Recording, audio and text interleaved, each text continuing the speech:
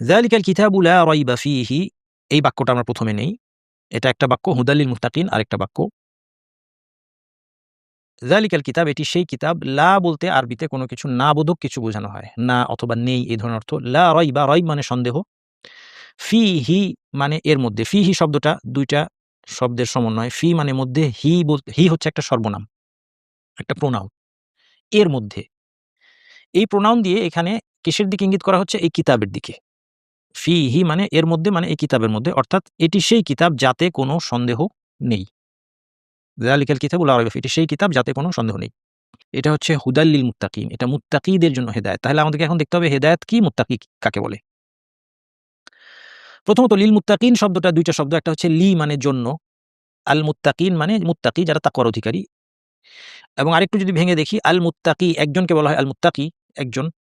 এটা যখন প্লুরাল হয় বহুবচন, তখন সেটা মুত্তাকিন অথবা মুত্তাকুন দুইভাবে আসতে পারে। এই শব্দটার গ্রামাটিক্যাল পজিশনের কারণে কখনো মুত্তাকিন কখনো মুত্তাকুন এভাবে আসবে, কিন্তু অর্থের দিক থেকে পার্থক্য নাই। কেন কখনো মুত্তাকিন ইয়া নুন দিয়ে, কখনো ওয়াও নুন দিয়ে, এটা আস্তে, আস্তে আমরা ইনশাআল্লাহ জানবো। সবকিছু আমাদের একসাথে জানা জরুরি না।